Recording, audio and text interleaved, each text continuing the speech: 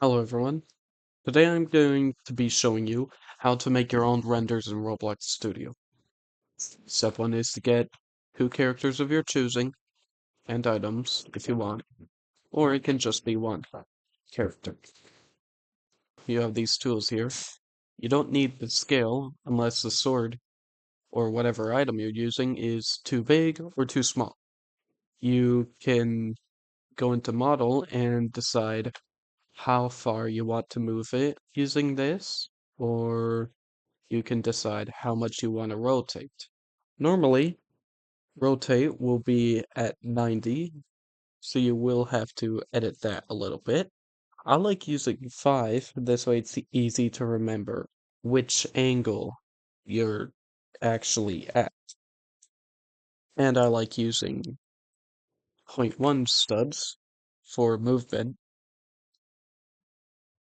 This way it's easier to keep track of and it doesn't go infinitely into the decimals. However, if you do want to get hyper specific, you can hold shift and it'll get hyper specific like that. For this, I'm going to make these two fight here.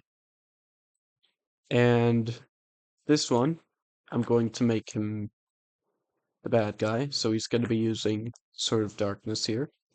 This here is going to be the good guy, so he's going to be using the Sword of Light.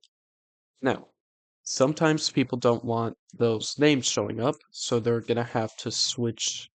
So they're going to have to go here into humanoid and change this into none. Do it for both characters. However, sometimes your character will have an accessory that is its own thing and is not locked onto the head. Example, if I want to make him look somewhere, the head does not follow.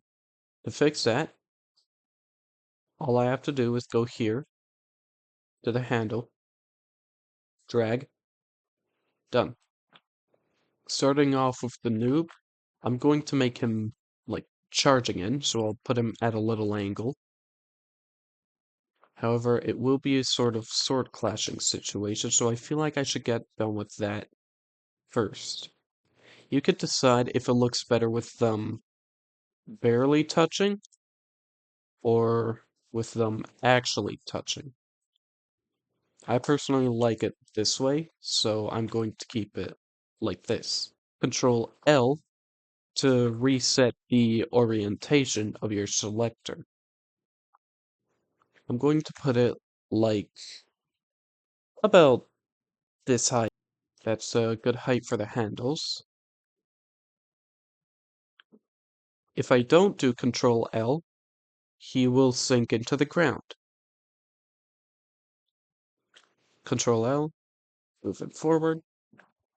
Alternatively, you could click and drag, but that doesn't always work as intended.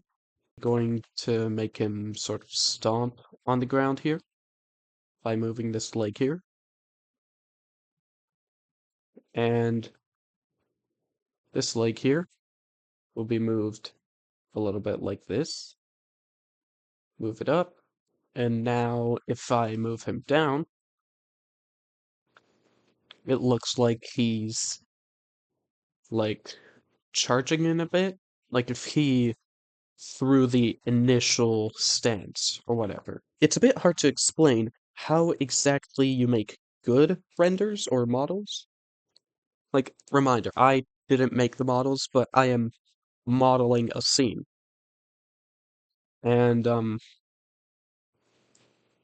it takes a bit to learn how to get good at Roblox Studio, but once you find settings in model that you're comfortable with, then you do that. Move his hand up a bit. Although at the same time, I do feel like I could move him a little over like that. It's fine to make changes as you're getting closer to finishing because perfection doesn't come naturally. It takes time and effort in order to make something look good. Now that I've done that, I am going to do the same thing with this arm here and make it look like he's wielding it with both arms. To do that, that's basically all I have to do. Just move the hand over to the handle of the sword. Oh right, I forgot. Add the item to them. This way, when you select one, you select both. And you press Control Z in order to undo your mistake. Now, this guy here, I want him to be like strong, powerful, and imposing, I guess. So I will not make him kneeling or charging in, but rather standing his ground, staring down upon his opponent. Even if whatever you think is right may be wrong, remember, it's fine to edit it. As you can see, I'm just getting a general view of where it's supposed to be at. So I'm going to do that, angle it a little over here, and then a little to the side like that. Now, just to make him seem like he has a sense of authority or strength, I'm going to make him put his hand behind his back, like if it's a simple match of fencing.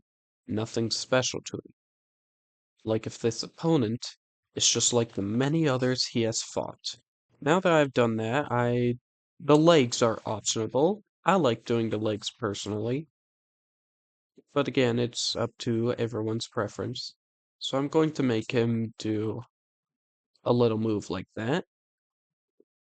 But at the same time, I'm going to do something similar on the other side, like that, to make it look like he's either walking in or dancing in to battle, or he's trying to stand his ground.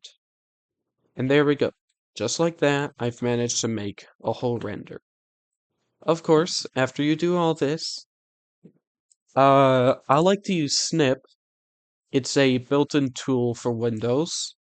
You just press a plus here, and then from here, all you have to do is select somewhere you find good. So if I start up here, I can drag down the whole way. And now it is finished. You have your picture, you have the render you just did, and it's good.